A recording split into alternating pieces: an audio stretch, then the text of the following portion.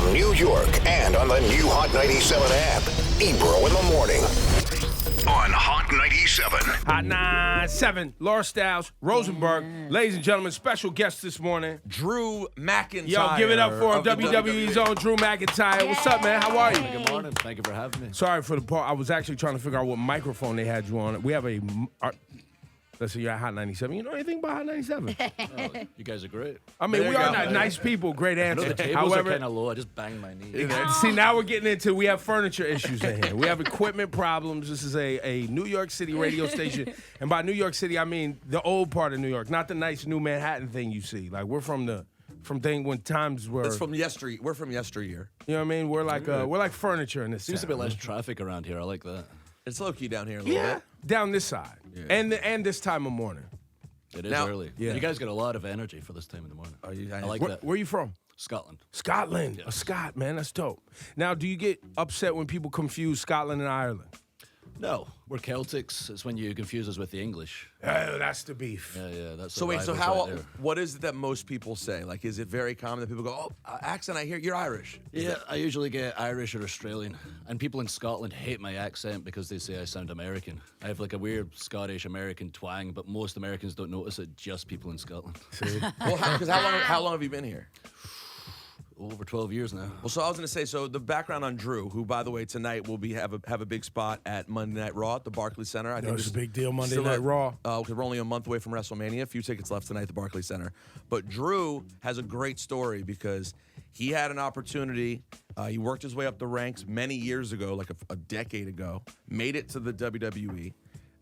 Seemed to be getting, as they call it, a push. Like, everyone seemed kind of excited for a little bit. And then things faded. And then... you actually ended up leaving and were completely gone from the company. Wait, what Technically happened? fired. You were technically fired? Yes. Listen, it's been a long time, I don't remember. Fired.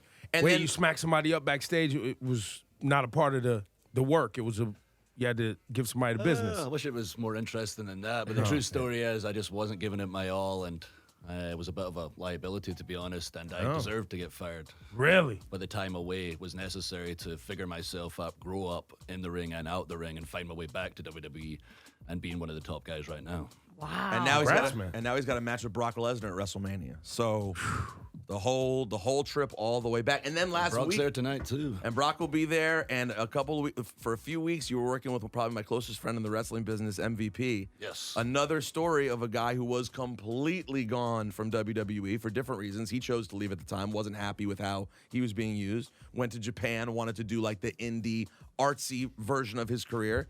And now he's back as a producer and getting to watch you guys work together. Yeah, that's great. We go way back. I was about to say, you guys must have known each other for absolutely forever. Oh yeah, we're real close. So it's been fun to do, a couple of things with him, and kicked him in the face twice, so that was real fun. But it's good to have him back. Speaking of kicking people in the face, all this behind-the-scenes WWE talk is cool for your little podcast or Well, whatever. I'm kicking our listeners in the face? Is that what you're saying? exactly. Let's get to Brock Lesnar. Are you sick of him just jumping in, jumping out, like ready for him to make up his mind and kick his ass tonight and send him on I his know way? everybody like, what are we has doing? the issue with him being part-time and showing up when he wants, but I don't. Like, that's the contract he signed. He's a different level of superstar, so he can do that. He's an attraction. The problem I have is he has the WWE title, and that title belongs on the show every week. It belongs in the live events, and I'm going to kick his head off and bring the title back I love to this. WWE. I love this. How well do you know Brock? He's a quiet, large gentleman. I never see it. Like, whenever I was backstage, I would never see him. Like, he was there, and then he'd pop up right before his time to go. He'd kind of walk out and be like, Oh, my so God. he doesn't socialize with the people. He doesn't fraternize with the regulars that I mean, often. I think he lives in a farm in the middle of nowhere. He prefers the company, I think, of himself and his family. So he's antisocial. Yes. And then he's also a star, which makes him feel like a D-bag a little bit. Well, I'm not calling Brock Lesnar a D-bag. I did. It just happened. By the way, Pull up, Brock, if you got an issue with You know it. we have Brock coming in next week. I'll see you next week. And I'll tell you to your face, you act like a D-bag. I dare you. I doubled. No problem. No problem. Now, I'm sure you're a Roddy Piper fan. Yes. Though not technically from Scotland. Yeah, which no. Broke my heart. It was like finding out Santa Claus wasn't real. When did you find that out? How old were you? Did you find out? Were you an adult? No, I was probably around 12, 13. And it Now, was does the he have- exact same feeling I had when I found out about Santa and the Tooth Fairy. So what? A family member was like, he's not really from here, and you were like, I think what? I read it on the internet, and I was like, that can't be true. That can't be true. And somebody confirmed it, and the same deal. Refused to believe it. And finally, I had to accept that he was Canadian. Now, does he have any heritage? Yeah, he has Scottish. Okay. heritage, yeah. So I at think least his grandmother was Scottish, perhaps. Okay. All right. So it was close. I was the first ever Scotsman signed from Scotland to WWE when I was 21, so that was pretty cool. What is the treatment like back in Scotland? Have you gone home at all? Yeah, I'm going next week also. But yeah, there's about 5 million people in the whole country. To put in perspective, there's 30 million people in London, in England. That's just part of England, so there ain't many Scots in the world doing much. So when I go home, being 6'5" and 270, I somewhat stand out. But you're also a hero to the people out there that just want to represent culture and get off the island too. Yeah, I mean, like in Scotland, definitely, and hopefully around the world now that I'm telling my story about, working hard and coming back. A lot of people reach out on social media and inspired by the story, and that's the kind of goal right now, just to tell people, one, I worked my butt off since I was 14 to 21 to get signed the first time. Messed up an opportunity, that's okay, you can fall down, but if you work hard, give it all you've got, and leave no stone unturned, you can do it all again, and it doesn't just apply to wrestling, it applies to any aspect of your life. Did you had already left Scotland when you got in and got interested to actual wrestling at 14, 15 years old? Oh no, I started training when I was 14. I knew this was what I was going to do my entire life. I used to travel 12 hours to the only wrestling school in the UK, back and forth. I had to convince my mum to let me go. But my buddy and I would take a train 12 hours there, take the lessons, 12 hours back. I'd do it as often as I could afford. And at 16, myself and my buddies started the Scottish wrestling scene, which is on fire now.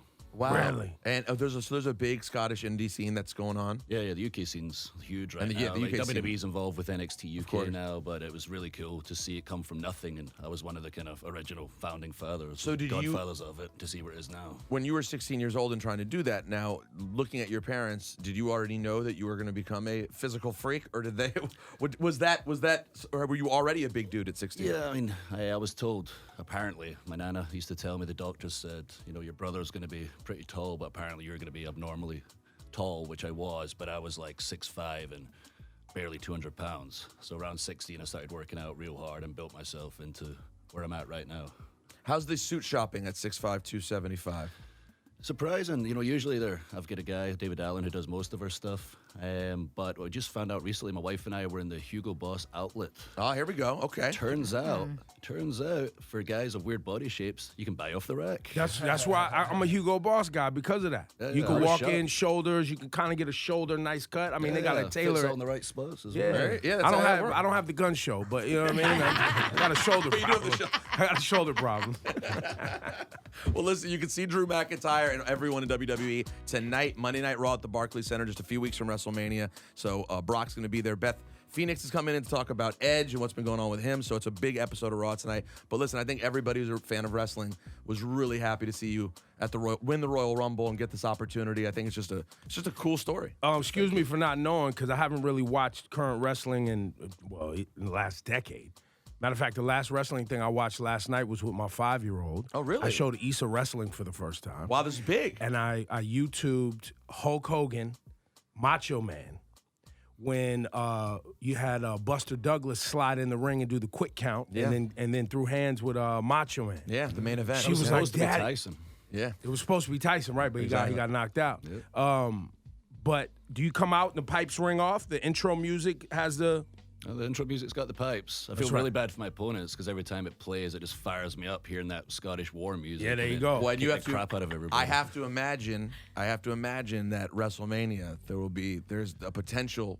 I don't know if this conversation has started yet with Neil and music and all the different people at WWE, but there has to be a big bagpipe situation. Yeah, I hope so. Live. We need some had some bagpipes last live. year. It was pretty cool. So hopefully this year they're working you on play? something big. I absolutely cannot. It's a hard instrument, I hear. I hear it's like Yeah. one of the hardest instruments in the world to play. Yeah, I don't have the lungs for it. I wouldn't even know the first. I don't even understand what you're doing. I know someone's blowing into something. It's all. Would you describe it as almost like a clarinet with some extra pipes and a bag on the bottom? Yeah, there's no way to describe bagpipes. Like, I don't think there's any instruments anywhere close. But there's an to it. actual bag. They hold the thing. Oh, yeah, because there's there's a the thing. thing. Yeah, the thing. Like a thing that they squeeze. But you're making it look like an accordion. It's not accordion. It's not an accordion. Yeah, it's an acquired taste, but I love it. It's great for intro music, though. Oh, it's it sounds fantastic. badass and huge, you know? Yeah, Drew hopefully it's a big one at McIntyre. Mania. It was a pleasure meeting you, sir. No, thank you for having me. Yeah, man. Raw Salute. tonight, Nice to meet you. Barclays Check out Center. Raw tonight. Say again? Make sure you and your daughter check out Raw tonight. It's on. What time's it on? 8 o'clock. Oh, that's not bad. We might be able to do Yeah, that. check in. You could be catch like, the that's my man. beginning. I saw him today. I met this guy today. She'd like that. She'd be Brock's like, you know going to what? be there, and I get a feeling I might just find my way into his company. Wow. Brock Lesnar, Since Drew Brock, McIntyre. you're scared to come out of the locker room and deal with regular people. Maybe Drew's got to come see you backstage in the locker Exactly. room with the cameras. Heck yeah. Exactly. Yo, give it up one time, Drew McIntyre, Thanks, man. Drew. Shout out to WWE.